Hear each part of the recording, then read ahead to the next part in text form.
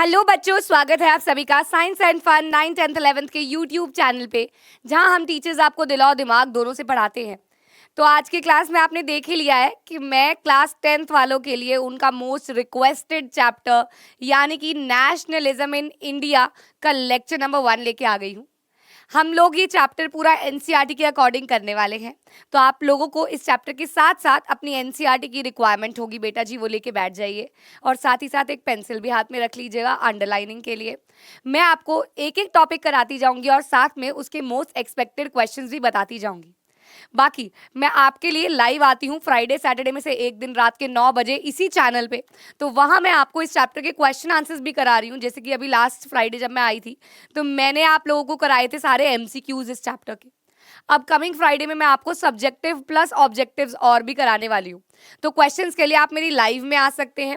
Friday या Saturday में से एक दिन होती है रात को 9 बजे। एंड यहाँ पे मैं आपको रिकॉर्डेड फॉर्म में आज ये लेक्चर प्रोवाइड कर रही हूँ। जितना आप कर सकेंगे उतना करना है और उसको फिर याद करना है और फिर उस लेक्चर में आना है जहाँ पे हम इसके क्वेश्चंस भी करेंगे। ठीक है बच्चों, तो चलिए फटाफट से शुरू कर लेते हैं।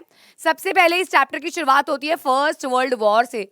अरे मैम, फर्स्ट वर्ल्ड वॉर में तो इंडिया थी ही नहीं। बिल्कुल सही, फर्स्ट वर्ल्ड वॉर में इंडिया नहीं थी, लेकिन फर्स्ट वर्ल्ड वॉर में ब्रिटेन थी और ब्रिटिशर्स उस टाइम पे हमारी इंडिया पे राज चलाए बैठे हुए थे और हमारी इंडिया एक कॉलोनियल इंडिया बनी हुई थी। तो जिस वजह से इंडिया को बहुत सारी भरपाई करनी पड़ रही थी उस वर्ल्ड वॉर में, यानी कि चाहे वो फूड इक्विपमेंट्स हो, चाहे वो वॉर इक्विपमेंट्स हो, चाहे वो मेडिकल इक्विपमेंट्स हो, हर चीज़ में इंडिया से ही सामान जा रहा था। और वैसे भी जहाँ पे ब्रिटिशर्स ने कब्जा किया है वहाँ पे तो और खाली करने में उनको मज़ा आ रहा था। तो फर्स्ट वर्ल्ड वॉर में इंडिया ने काफ़ी ज़्यादा कॉन्ट्रीब्यूट किया, कह सकते हैं आप। और साथ ही साथ इसमें हम पढ़ेंगे खिलाफत मूवमेंट, यानी कि हिंदूज और मुस्लिम को यूनाइट करने की मूवमेंट, और हम बात करेंगे इस लेक्चर में नॉन कॉपरेशन मूवमेंट के बारे में भी। तो फर्स्ट वर्ल्ड वॉर 1914 की बात है। Created a new economic and political situation world wide. India ने उस समय बहुत प्रॉब्लम्स फेस की। New economic and political situation क्या थी बच्चों?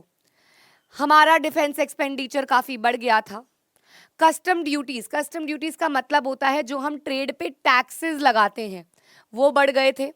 इनकम टैक्स ले आया गया था बाय द गवर्नमेंट, क्योंकि ऑब्वियस सी बात है यार, सरकार को उस समय पैसे चाहिए थे और सरकार के लिए इनकम क्या है? लोगों से वो पैसे लेने। और वो किस तरीके से लेते हैं? वो टैक्सेस बढ़ा के। तो इंक्रीज कर दिए थे, टैक्सेस इंट्रोड्यूस कर दिए थे। ज़बरदस्ती लोगों को आर्मी में भर्ती किया जाता था। फूड ग्रेन्स के प्राइसेस डबल हो गए थे उस दौरान। 1918, 19 एंड 2021 क्रॉप्स कई जगहों पे खराब हो गई थी। काफ़ी फूड की शॉर्टेज हो गई थी। भुखमरी आ चुकी थी जिससे 12 से 13 मिलियन लोग मारे गए थे, पेरिश हो गए थे, मतलब कि समझ लो खत्म हो गए थे। In such a critical situation, new leaders appear and suggested a new mode of struggle. तो कहा गया भैया हमारे हिंदुस्तान को संभालने के लिए कुछ तो करना पड़ेगा। महात्मा गांधी जी आते हैं, एमजी। बेटा जी ये वापस आते हैं 1 मार्क का क्वेश्चन। ये कब वापस आए? तो जनवरी 1915 में ये साउथ अफ्रीका से पढ़ाई करके वापस आते हैं। वहाँ पे इन्होंने अपार्थीड सिस्टम में, जो आपने क्लास 9th में पढ़ा है कॉन्स्टिट्यूशनल डिज़ाइन में, पार्टिसिपेट करा। वहाँ पे ब्लैक्स और वाइट्स के बीच में डिस्क्रिमिनेशन थी, उसको सॉर्ट आउट किया and advocated noble method of mass agitation. बेटा एजिटेशन वर्ड बार बार आएगा, इसका मतलब होता है स्ट्रगल। यहाँ पे हम बात कर रहे हैं मास स्ट्रगल के बारे में और उस कंसेप्ट के लिए लाया जा रहा है सत्याग्रह। सत्य के लिए आग्रह करना, सच के लिए लड़ना, लेकिन बिना वायलेंस के। बिना वायलेंस के गांधी जी बिल्कुल वायलेंस पे विश्वास नहीं करते थे। तो आइडिया ऑफ सत्याग्रह, अगेन ये एनसीईआरटी का क्वेश्चन भी है आपका और ये उस एनसीईआरटी क्वेश्चन का आंसर भी है। एनसीईआरटी का क्वेश्चन नंबर क्या है वो मुझे याद नहीं आ रहा, आप कॉमेंट्स में बता दीजिए, बच्चों को हेल्प मिल जाएगी। एनसीईआरटी का क्वेश्चन नंबर कौन सा है ये बता दीजिए, लेकिन वहां पे आपको सत्याग्रह के ऊपर नोट लिखना होगा। तो बेटा जी satyagraha emphasise the power of truth and the need to search for truth. कहा जाता है अगर आप सच्चे हैं, अगर आप सच के लिए लड़ रहे हैं तो आपकी जीत निश्चित है। भले ही थोड़ी देर में मिलेगी जीत, लेकिन आपको जीत मिलती है बेटा जी। हमारे रियल लाइफ में भी होता है, एक्चुअल लाइफ में भी होता है। हम लोग बहुत छल कपट वाले इंसान बन चुके हैं कलयुग में, लेकिन एक्चुअली हम लोग अगर सच बोले, सच के राह पे चलें, तो हम लोगों के साथ कभी गलत नहीं हो सकता। अभी भी कहीं पे भी इंसानियत तो कायम है। तो suggested that physical force was not necessary to fight the oppressor। हमें दबाने वालों को आपको भी घूसा घुसंड लाते मार मार के दबाने की जरूरत नहीं पड़ेगी। ये नहीं है दे घूसे दे लाते मार रहे हो आप, नहीं, आपकी बातें आपके एक्शंस ही सब कुछ कर देंगे। बिलीव्ड धर्म of non violence could unite all Indians. कहा कि अगर हम लोग नॉन वायलेंस से चलेंगे तो हम सारे भारतीय बहुत जल्दी यूनाइट हो जाएंगे और इन गोरों को हमारे देश से किक आउट कर देंगे। ये महात्मा गांधी जी का कंसेप्ट था। अब इस कंसेप्ट से 3 सत्याग्रह सक्सेसफुल मूवमेंट्स हुई। बेटा पहली मूवमेंट हुई चंपारण में। चंपारण कहाँ है बच्चों? जल्दी से कमेंट्स में मैम को बताओ चंपारण का है। और ये क्वेश्चन बहुत इंपॉर्टेंट है, ये मैप में भी आ जाता है और ये वैसे भी आ सकता है। Very good, Champaran is in Bihar. Then Ahmedabad and then Kheda. I would suggest Kheda इधर और अहमदाबाद इधर कर देना चाहिए। कर दूं क्या? क्योंकि आपको ना लाइन वाइज अगर आप करोगे तो याद रहेगा। ये मेरी गलती है, यहाँ हम खेड़ा लिख देते हैं और खेड़ा है गुजरात में। मैम ऐसा क्यों कर रहे हो? अभी बताती हूँ। इसको बीच में क्यों ला रहे हो? अभी बताती हूँ। यहाँ पे हम लिख देते हैं अहमदाबाद। अब अहमदाबाद तो कहीं पे भी नहीं है, अहमदाबाद तो खुद ही है। ठीक है बच्चों, तो चंपारण, खेड़ा और अहमदाबाद में। अब अगर मैं बात करूं कि ये तीनों कौन कौन से ईयर्स में हुए, अब ये भी तो बताना पड़ेगा कि चंपारण बिहार वाला जो मूवमेंट है वो कौन से ईयर में हुआ। तो बेटा जी आप लोग मुझे गालियां मत देना कि मैम 1916 लिखा है हमारी किताब में, लेकिन द करेक्ट, ये पेन थोड़ा अजीब सा लग रहा है, इसका करेक्ट आंसर 1917 हो चुका है। न्यू बुक्स जो अपडेट होके आई हैं उसमें 1917 ही आंसर है। तो ये हुआ 1917 में। खेड़ा गुजरात वाला भी हुआ 1917 में। Is it visible? I don't know. White ही ले लेते हैं। कितना मैम सोच रहे हो, पेन के लिए भी है ना। 1917, 1917 एंड 1918 वो हुआ 1918 में। ये दोनों हुए 1917 में। मैम क्यों हुए? मैं यहाँ लिख देती, लेकिन मैं आपके लिए आगे भी लिख के लाई हुई हूँ, तो क्यों ना हम आगे ही चल के इसको देख लें। चलिए, सबसे पहले 1917 सत्याग्रह चंपारण बिहार, ये लॉन्च किया गया for indigo farmers. If you all know, indigo means neel. नील की खेती करवाई जाती थी बाय द ब्रिटिशर्स, लेकिन जो फार्मर्स होते थे वो अपोज करते थे, क्योंकि अगर वो अपने खेत में नील उगाएंगे तो वो फूड क्रॉप्स नहीं उगा पाएंगे। Next, Gandhi ji inspired peasant to struggle against oppressive plantation systems. तो बेसिकली उनके लिए इन्होंने फाइट करी। जो इंडिगो फार्मर्स थे उनको जबरदस्ती इंडिगो उगाने के लिए बोला जाता था, तो बस ये लड़ाई यहाँ पे इंडिगो प्लांटेशन फार्मर्स के लिए थी। Next was in Kheda Gujarat, again this was in 1917।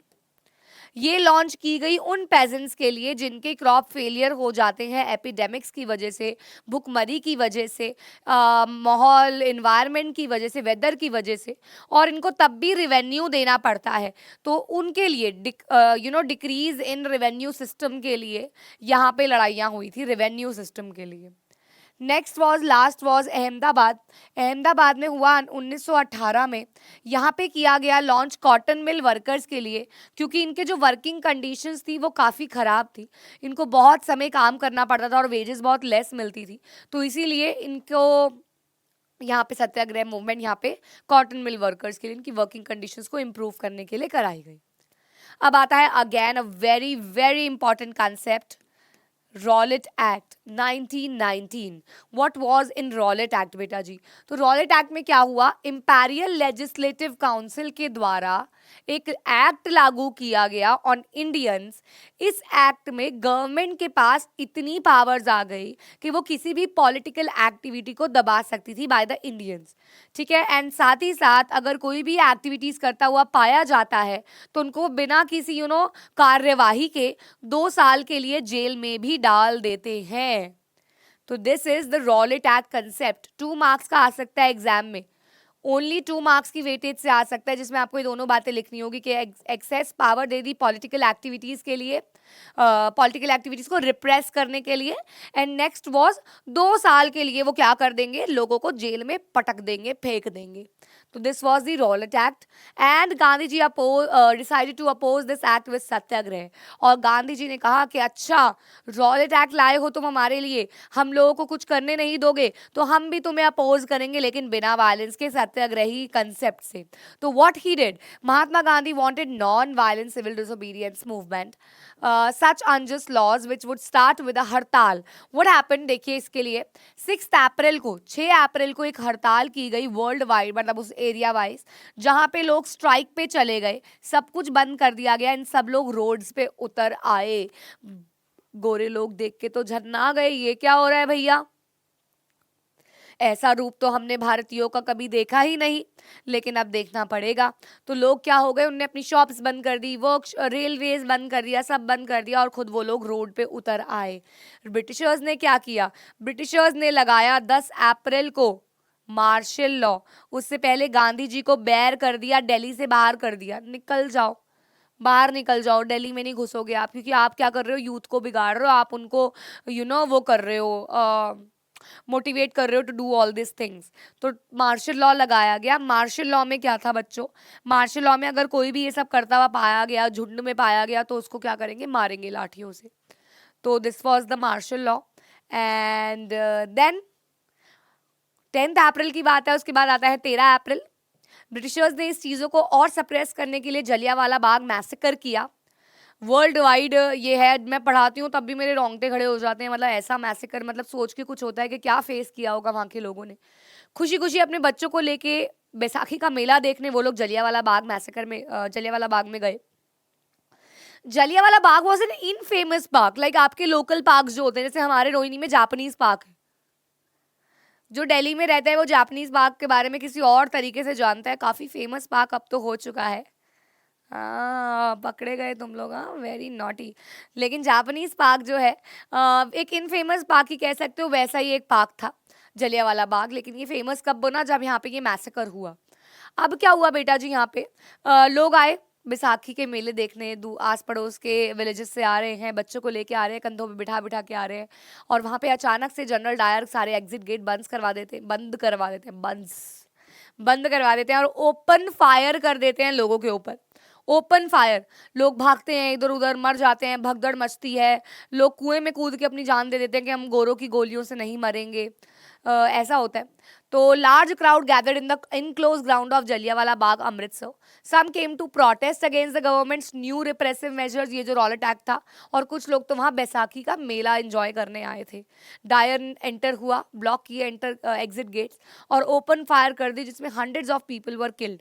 Many of them were unaware of the martial law that was imposed, क्योंकि जनरल डायर ने कहा कि मार्शल लॉ लगा हुआ है और तुम लोग क्या यहाँ पे झुंड में आ गए हो, क्यों आ गए हो झुंड में तुम यहाँ पे। तो उन्होंने कहा कि नहीं भाई, ये तो निकलना पड़ेगा तुम्हें यहाँ से, ये दिखाने के लिए उन्होंने क्या कर दिया, ओपन फायर कर दी। कुछ तो अड़ोसी पड़ोसी जगह से थे, उनको तो पता भी नहीं था। डायर ने कहा कि मेरा मेन मोटिव क्या है, to produce a moral effect, to create in the minds of satyagrahis a feeling of terror and awe. कह रहे हैं मेरा मेन मकसद है, ये जो सत्याग्रही यहाँ पे चौड़े होके मेरे सामने घूम रहे हैं, उनको जरा मैं दिखा दूं कि बाप बाप होता है, I am your father, I am your बाप, तो मेरे सामने ये सब नहीं चलेगा। बहुत सारे सत्याग्रही से इनने नाक रगड़वाई है, एनसीईआरटी में लिखा हुआ है, घुटने रगड़वाए, नाक रगड़वाई। तो ही वॉज एक्चुअली अगेंस्ट सत्याग्रही, और उनको थोड़ा सा सबक सिखाने के लिए he did that. They were very brutal, yaar. We have already seen RRR, we have already seen Jhansi Ki Rani Manikarnika, what they did, we saw in the movies. As the news of Jallianwala Bagh spread, crowds took to the streets in many North Indian towns. There were strikes, clashes with the police, attacks on the government buildings. Government responded with brutal repression. आगे से वो भी humiliate करने लगे, डराने लगे, ये देखो, जबरदस्ती उनसे नाक रगड़वाने लगे, सलाम करवाने लगे। अगर आपने मणिकर्णिका देखे तो उसमें एक बुढ़ा होता है, वो बुढ़ा बैठ नहीं पा रहा होता है, और वहां से ब्रिटिशर्स आ रहे होते हैं, उसका बेटा उसको बोल रहा होता है दादाजी या जो भी, बैठो बैठो, लेकिन वो नहीं बैठ पा रहा होता, तो वो आके उसके घुटने ही तोड़ देते हैं। कि बैठो, क्योंकि उनको सलाम करना होता है नीचे झुक के, तो ये वो करवाते थे साहिब को सलाम. And people were flogged and villages around Gujranwala in Punjab, now in Pakistan, were bombed. Seeing violence spread, Mahatma Gandhi ji ने ये मूवमेंट जो था वो कॉल्ड ऑफ कर लिया. जलियांवाला बाग मैसेकर जब हुआ तो लोगों ने, क्राउड्स ने क्या किया, मतलब अपना एंगर दिखाया, लेकिन उस एंगर का आगे से और एंगर उनको देखना पड़ा ब्रिटिशर्स का. And they did all these things, जिसकी वजह से गांधी जी को, क्योंकि वो वायलेंस नहीं चाहते थे ना, ये सत्याग्रह मूवमेंट वापस लेना पड़ा और ब्रिटिशर्स की जीत हुई उस समय.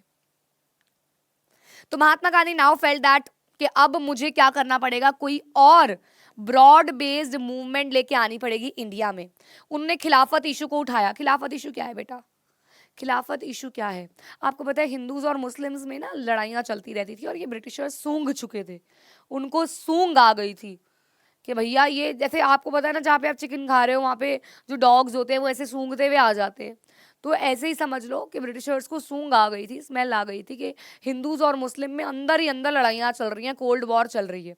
तो बस उन्होंने क्या किया, उन्होंने, गांधी जी ने एक्चुअली सोचा कि क्यों ना हम एक एफर्ट करें जिससे हिंदूज और मुस्लिम यूनाइट हो जाए और इससे ब्रिटिशर्स के मुंह पे तमाचा पड़ जाए कि हम लोग तो सब एक हैं.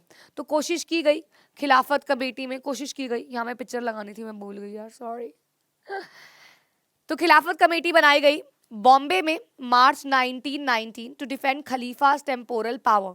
सितंबर 1920 के कोलकाता सेशन में, इसमें सेशंस काफी आएंगे जहाँ पे मीटिंग्स होती हैं, यहाँ पे एनसीएम का सपोर्ट दिखाया गया, यानी कि नॉन कॉपरेशन मूवमेंट. इस खिलाफत मूवमेंट में देखो बेटा, मैं सिंपल सी बात बता देती हूँ आपको, यहाँ पे मैं चार्ट सा बना देती हूँ. यहाँ पे क्या था, महात्मा गांधी जी रिप्रेजेंट कर रहे थे हिंदूज, ठीक है. वही यहां पे दो भाई, Mohammad Ali and Shaukat Ali, two Khalifa brothers या अली ब्रदर्स बोला जाता है, ये लोग रिप्रेजेंट कर रहे थे मुस्लिम्स को. तो in this movement they thought to unite and एक ही अम्ब्रेला के नीचे ये लोग लाना चाहते थे हिंदूज और मुस्लिम्स को. तो this was their motive and इसी मोटिव से they started to Gandhi ji ये मास एक्शन करना शुरू किया कि हिंदूज और मुस्लिम्स को हम साथ लेके आएंगे. मुस्लिम निराश रहते थे क्योंकि हिंदूज जो है उनको पॉलिटिकल प्रेजेंटेशन नहीं देते थे, कभी भी कोई मुसलमान प्रधानमंत्री नहीं बना था. तो दे वर एक्चुअली क्वेश्चनिंग कि हमारा ही देश है या नहीं है, तुम लोग हमारा देश मानते हो कि नहीं मानते हो हमें. तो this was their problem. Now नई मूवमेंट आती है non cooperation movement, very important topic. 3 questions directly यहाँ से निकल के आते हैं.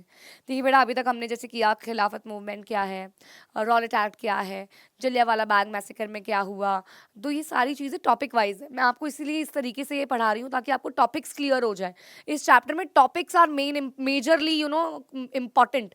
And what you have to do, जितना भी टॉपिक मैं आज कराऊंगी उतना आपको एनसीईआरटी से एक एक लाइन, एक एक word you have to read, एक एक पैराग्राफ, एक एक box you have to read.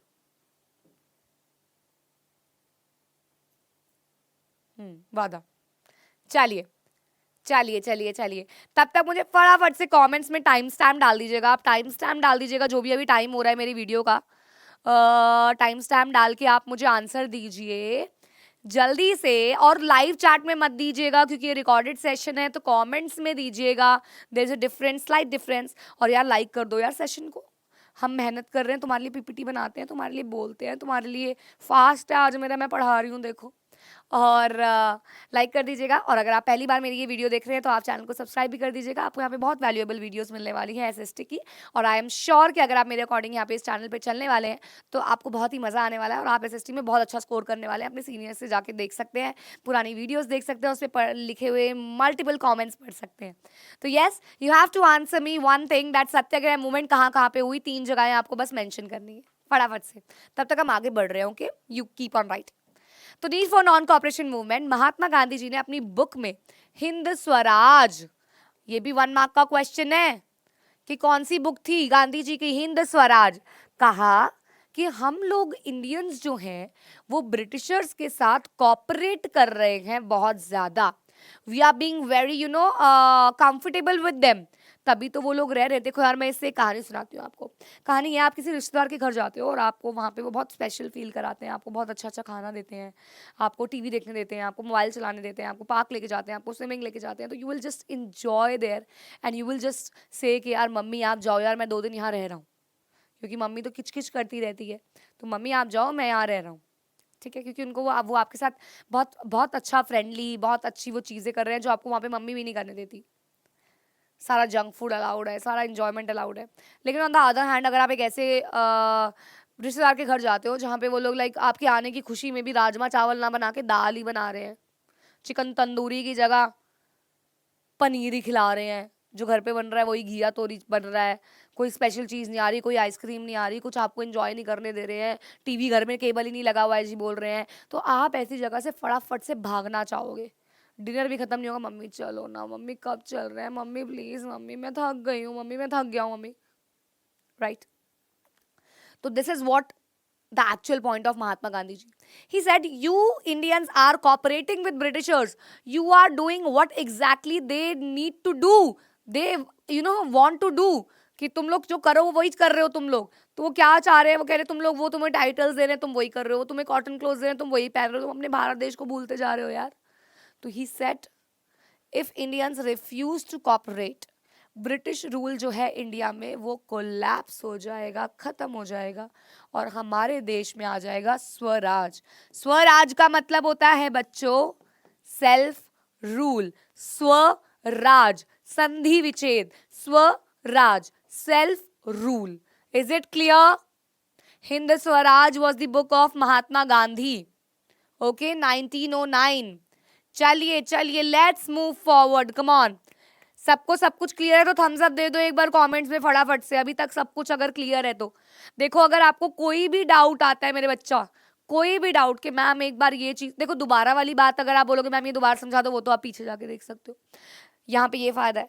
लेकिन अगर आपको कोई भी डाउट, मैम ये चीज नहीं समझ आई या ये चीज रह गई, तो आप मुझे कॉमेंट्स में लिख देना, मैं हर एक कॉमेंट बच्चे का पढ़ती हूँ मेरे बच्चा, हर एक कॉमेंट, ठीक है। और मुझसे इंस्टाग्राम पे आप डीएम में बात कर सकते हो, टेलीग्राम पे कर सकते हो, तो वो और भी प्लेटफॉर्म्स हैं, okay. Gandhi ji proposed that the movement should unfold in states. It should begin with the surrender. देखो, उन्होंने कहा कि चलो भाई, हम क्या करते हैं, हम लोग पहली बात तो ये नागपुर सेशन में हुआ 1920 में कि हम नॉन कॉपरेशन मूवमेंट को अडॉप्ट करते हैं। Non cooperation movement finally adopt कर लिया गया। तो उन्होंने कहा इस मूवमेंट की आप शुरुआत कैसे कर सकते हो। सबसे पहले तो उन्होंने जो टाइटल्स दिए हैं ना आपको, वो सरेंडर कर दो। जैसे आप वहाँ पे लॉयर बने हुए हो, आप वहाँ पे टीचर बने हुए हो उनके गवर्नमेंट स्कूल में, या आप कुछ भी ऐसा कर रहे हो जो उनके अंडर है, तो आप वो टाइटल्स उनको वापस कर दो। सेकेंडली, उनकी सारी सर्विसेज को बॉयकॉट कर दो। बॉयकॉट का मतलब होता है इग्नोर, फेंक दो। जैसे कभी कभी होता है ना कि कोई इंसान आप बॉयकॉट कर देते हो ना, आप उससे बात करना पसंद करते हो ना, आप उसको देखना पसंद करते हो, तो बॉयकॉट कर दिया भैया, उसको अपनी जिंदगी खुशी करने के लिए बॉयकॉट कर दिया। तो यहाँ उन्होंने कहा कि अपनी जिंदगी में अगर खुशी चाहते हो तो बॉयकॉट कर दो यार इन सर्विसेज को। आप army, police, courts, legislative councils, schools, foreign goods, boycott.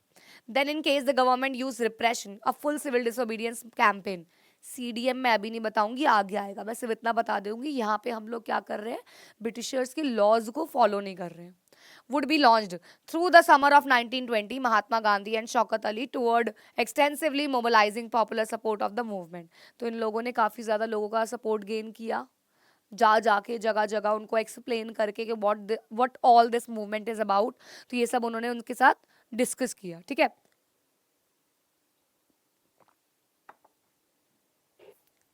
Then Congress was reluctant to boycott the council elections. अभी इलेक्शंस के लिए ऑब्वियसली बात है, कांग्रेस जो थी वो मना करती कि इलेक्शंस क्यों बॉयकॉट कर रहे हो। तो फाइनली कांग्रेस सेशन जो नागपुर में हुआ, मैंने आपको बताया था ना अभी दिसंबर में 1920 में, यहाँ पे कॉम्प्रोमाइज़ हुआ। एंड पहली बात तो इन्होंने कहा कि यार कहीं ये मूवमेंट भी बाकी मूवमेंट्स की तरह वायलेंट टर्न ना ले जाए, नॉन कॉपरेशन प्रोग्राम, लेकिन फाइनली फिर अडॉप्ट कर लिया गया नागपुर सेशन में। Differing stands in the movement, अलग अलग धागे in the movements. The non cooperation खिलाफत मूवमेंट बिगेन इन जनवरी 1921 वे क्योंकि दिसंबर 1920 में अडॉप्ट किया है तो 1921 ही लग गया. Various social groups participated in this movement, each with its own specific aspirations. All of them responded to the call of swaraj, but the term meant different things to different people. सबसे बड़ी problem ये थी, स्वराज का मतलब अलग अलग लोगों ने अलग अलग ही समझ लिया था यार. किसी के लिए स्वराज कुछ और, लाइक अगर बिजनेसमैन, यार आपके लिए स्वराज क्या है? आपके लिए स्वराज है मुझे पढ़ाई नहीं करनी, मुझे घूमना है, मुझे मोबाइल चलाना है, मुझे यूट्यूब स्क्रॉल करना है, मुझे इंस्टाग्राम रील स्क्रॉल करनी है, शॉर्ट्स देखने. आपके लिए स्वराज इज लाइक मम्मी मैं कहीं भी जाऊं, कुछ भी करूं, कभी भी सोऊं, कभी भी उठूं, कभी भी खाऊं, कभी भी नहाऊं, कभी भी कुछ भी करूं. राइट? यहां पे भी लोगों ने वही किया. बिजनेसमैन के लिए swaraj to do open trade, plantation worker के लिए स्वराज अपने गांव चला जाना, विमेन के लिए स्वराज भैया कुछ काम करना. तो हर एक ने स्वराज का अलग मतलब निकाल लिया था और यही प्रॉब्लम क्रिएट हो गई थी. द मूवमेंट इन टाउन, सबसे पहले हम टाउन की बात करते हैं. तो बेटा जी movement started with middle class participation. सबसे पहले मिडिल क्लास लोगों ने काफी बढ़ चढ़ के पार्टिसिपेट किया. I hope this text is visible to you यार. Students and teachers left government controlled schools and lawyers left courts. तो महात्मा गांधी जी की बात मानी और ये टाइटल्स उन्होंने छोड़ दिए. Council elections were boycotted in most provinces except Madras. Madras वालों ने कहा हम तो भैया इलेक्शंस नहीं बॉयकॉट करेंगे क्योंकि हमारे पास तो एक ही तरीका है जिसमें हम पावर में आ सकते हैं और कुछ बदल सकते हैं. तो हमने मद्रास के अलावा हर जगह पे इलेक्शंस भी ब्लॉक किए गए. Felt that entering the council was one way of gaining some power. तो जैसा मैंने अभी आपको बताया. Now effect of NCM on economic front. पैसों के मामलों में अगर हम बात करें तो क्या था इसका? तो फॉरेन फूड्स नहीं, goods, foreign goods were boycotted. Foreign goods मतलब शराब, लिकर, कॉटन क्लोथ्स, वहां के आए हुए कितने भी प्रोडक्ट्स उनको बॉयकॉट कर दिया. And liquor shops picketed. बेटा पिकेटेड वर्ड का मतलब आपकी एनसीईआरटी में एक पिंक कलर के बॉक्स में दिया हुआ है. पिकेटेड का मतलब मैंने अभी अपने फ्राइडे वाले सेशन में भी आपको कराया था. इसका मतलब ये होता है कि जो एंटरिंग पॉइंट्स है, एंटरिंग गेट्स है, उसको ब्लॉक कर देना. एंड फॉरेन क्लोथ को जलाया गया बड़े बड़े बॉनफायर में. इंपोर्ट ऑफ, अब देखो क्या है ये, क्या है ये क्वेश्चन क्या है? देखो पहली बात तो ये कि जो करना है, जो किया कि व्हाट वाज अंडर एनसीएम. यहां पे क्या है?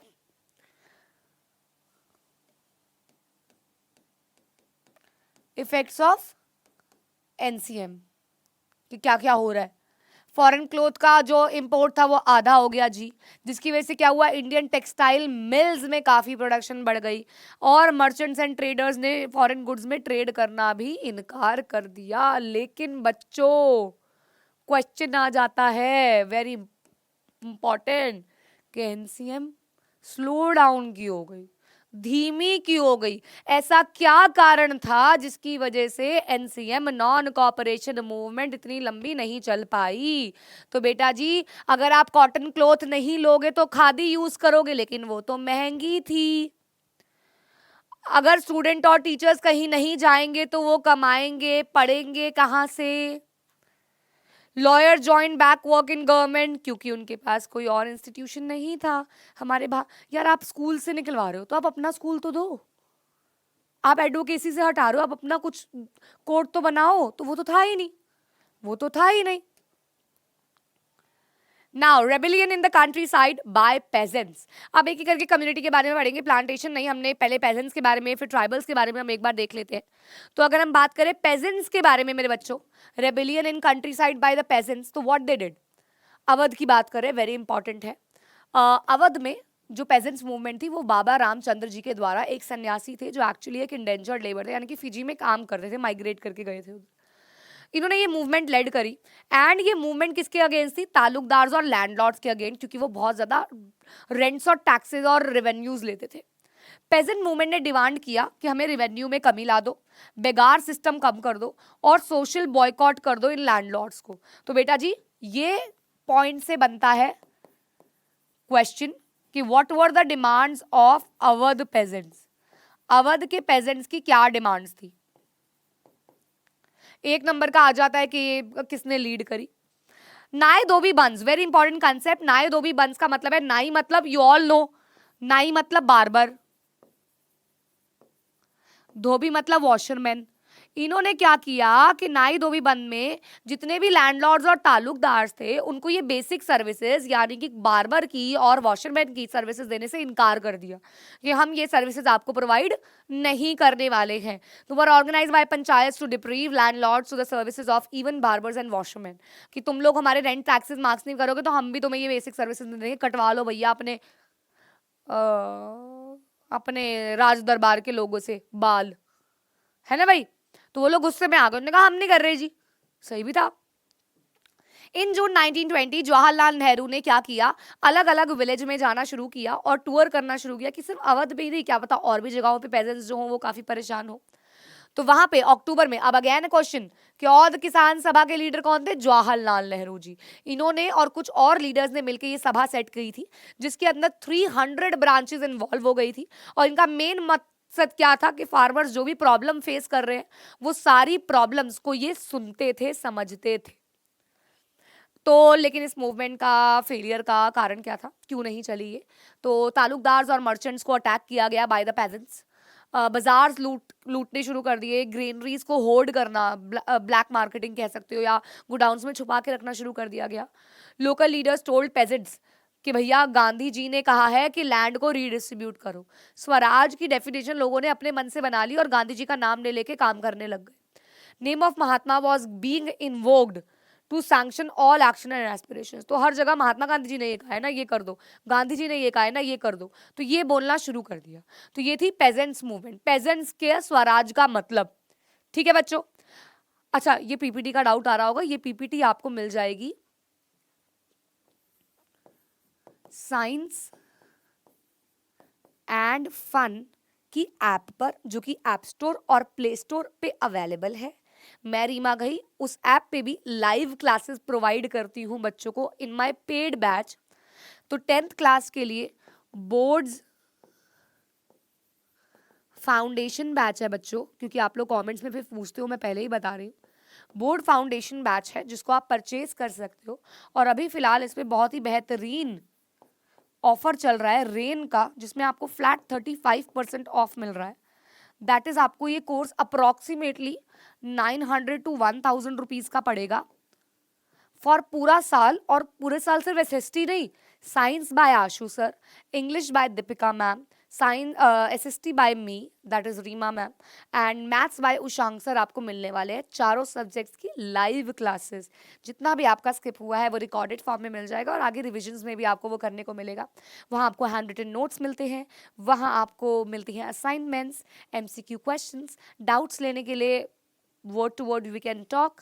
तो ये सारी फैसिलिटीज़ आपको उस पेड बैचेस में मिलती हैं। यहाँ हम थोड़ा कम आते हैं, पढ़ाते हम यूट्यूब पे भी पूरे दिल से हैं, कुछ नहीं छोड़ते हैं। तो ये मत सोचिएगा कि मैम हम पेड कोर्स ले लें, आप यूट्यूब पे ढंग से नहीं पढ़ाओगे। यूट्यूब पे भी हम पूरे दिल और जान से पढ़ाते हैं। लेकिन अगर आपको काफ़ी फ्रीक्वेंटली चाहिए, क्योंकि 10th क्लास है, हमें सिलेबस भी जल्दी खत्म करना है, यूट्यूब पर सिलेबस थोड़ा लेट होता है, थोड़ा स्लो होता है, लेकिन हमारे लाइव क्लासेस में हम लोग ऑलरेडी 8 चैप्टर्स खत्म कर चुके हैं already, two chapters of all the 4 books. तो 8 चैप्टर हम खत्म भी कर चुके हैं, लेकिन यहाँ पे अभी मेरा ये आई थिंक चौथा या 5वां चैप्टर होगा, तो थोड़ा स्लो चलता है यहाँ पे। तो वो भी आप कर सकते हो, अदरवाइज यूट्यूब पे तो हम पढ़ा ही रहे हैं। ये पीपीटी भी आपको वहाँ पे साइंस एंड फन के एसएसटी वाले कॉलम पे मिल जाएगी फ्री सेक्शन में ही। बहुत कुछ और भी फ्री है, अगर आप वैसे भी ये ऐप डाउनलोड कर सकते हो, आपके बहुत सारे मटेरियल्स वहाँ पे मिल जाएंगे जो 10th के बच्चों को एक्चुअली चाहिए होते हैं।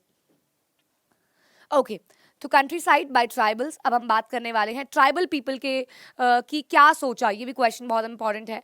गुदेम हिल्स ऑफ आंध्र प्रदेश की बात करते हैं। यहाँ पे एक गुरिल्ला मूवमेंट हुई बच्चों। गुरिल्ला मूवमेंट ने काफ़ी 1920 की बात है ये। द कॉलोनियल गवर्नमेंट ने फॉरेस्ट एरियाज को क्लोज कर दिया था, आपको याद हो अगर रिजर्व प्रोटेक्टेड फॉरेस्ट पॉलिसीज लगा दी थी, तो वहाँ की लाइवलीहुड काफ़ी अफेक्ट हुई थी, जिसकी वजह से वहाँ के लोगों ने क्या कर दिया, बेगार की तरह काम करना शुरू कर दिया था वहाँ पे। लेकिन यहाँ के लोगों ने फिर इसको क्या किया, रिबेल किया। अब इस रिबेलियन में कौन आते हैं, अलूरी सीताराम राजू जी आते हैं। इनके ऊपर नोट भी आ सकता है बच्चों। अलूरी सीताराम राजू जी आते हैं, जो कहते हैं कि उनके पास काफी स्पेशल पावर्स हैं, वो भगवान के अवतार हैं और उन्हें कोई भी ये गोली वोली मार नहीं सकती है। ऑल्सो इन्होंने बोला खादी पहनो, मतलब महात्मा गांधी के काफ़ी अच्छे फॉलोवर थे। खादी पहनो, ड्रिंकिंग छोड़ दो, यानी कि मदिरा पान लिकर दारू वारू पीना छोड़ दो। लेकिन लेकिन एक चीज पे वो गांधी जी से वैरी करते थे। उनका मानना था कि बिना वायलेंस के आप लोग ब्रिटिशर्स को देश से नहीं निकाल सकते हो, वायलेंस तो करना ही पड़ेगा। वायलेंस इनको पसंद थी, तो सिर्फ इसी बात पे वो गांधी जी से थोड़ा वैरी करते थे। तो गुडेम रेबल्स में क्या हुआ, पुलिस स्टेशन को जलाया गया एंड ब्रिटिशर ऑफिशियल्स को मारने का अटेम्प्ट किया गया। ये लोग एक्चुअली आंध्र प्रदेश के फॉरेस्ट को एक्वायर करना चाहते थे और छुप छुप के ब्रिटिशर्स पे क्या कहते हैं, अटैक्स करते थे। राजू को पकड़ लिया गया और उनको एग्जीक्यूट कर दिया गया। हाँ जी, यस, इनको कोई अवसर नहीं पड़ता, लेकिन उनको एक्चुअली मार दिया गया by the Britishers only, and वो एक फोक हीरो बन गए उसके बाद। इसके बाद आता है rebellion by the plantation system. वो मैंने रोका है, वो मैं नेक्स्ट क्लास में आपके इस पार्ट 2 में, ये लेक्चर नंबर 1 है बच्चों, लेक्चर नंबर 2 में मैं वो आपके लिए लेके आऊंगी, क्योंकि आज के लिए इतना ही बहुत है। देखो यार, ये चीज़ हमारी पेड बैच में 2 क्लासेस में जाके होती है। क्यों? क्योंकि वहाँ पे हम लोग बीच में क्वेश्चंस कर रहे हैं, बाद में बीच में हम लोग एमसीक्यूज पूछ रहे हैं, बीच में हम लोग सवाल जवाब कर रहे हैं और एनसीईआरटी से पूरा डीपली पढ़ रहे हैं, लेकिन आपको मैंने प्रॉपर नोट से पढ़ाया, कुछ छोड़ा नहीं है। तो आप लोगों का होमवर्क क्या है सुन लीजिए। नेक्स्ट लेक्चर से पहले तक आप लोगों को होमवर्क में, बेटा जी, पहले बात तो एनसीईआरटी को पूरा रीड करना है अच्छे से, जितना भी हमने यहाँ तक किया रेबेलियन बाय ट्राइबल्स तक, तो आपको पूरा एनसीईआरटी को रीड करना है। सेकेंडली, आपको एनसीएम से रिगार्डिंग क्वेश्चंस, सत्याग्रह के रिगार्डिंग क्वेश्चंस आपकी जो एनसीईआरटी की बैक एक्सरसाइज में उतने कर लेने हैं। मैंने आपको बीच बीच में बताया कि कहाँ कहाँ से किस किस तरीके से क्वेश्चन आ सकते हैं, तो आप लोग नोट डाउन कर लीजिएगा और उसके आंसर्स फॉर्म करने की कोशिश कीजिएगा। तब तक हम मिलते हैं नेक्स्ट लेक्चर में, जिसमें हम आगे का करेंगे, सीडीएम करेंगे, प्लांटेशन सिस्टम ने क्या किया, दोबारा से एनसीएम कॉल्ड ऑफ हुई, फिर सीडीएम आई, फिर कलेक्टिव बिलोंगिंग का कंसेप्ट आया। तो ये सारी चीज़ें हम नेक्स्ट क्लास में करने वाले हैं, तो स्टे ट्यून्ड। और इसी वीक में आ रही हूँ लाइव सैटरडे को रात को 9 बजे, जिसमें हम इस चैप्टर की कुछ सब्जेक्टिव क्वेश्चंस करने वाले हैं। वहाँ पे भी आपकी बहुत सारी डाउट्स जो है रिगार्डिंग दिस चैप्टर वो क्लियर हो जाएंगे। तो see you all in the next lecture. I hope आपको सब समझ में आ गया होगा। अगर नहीं आया है तो कमेंट्स में बताना मत भूलना। पीपीटी साइंस एंड फन की ऐप पे मिल जाएगी, टेलीग्राम चैनल को भी सब्सक्राइब कर लेना हमारे। See you all in the next lecture. Bye bye बच्चों, होमवर्क कर लेना। Bye bye.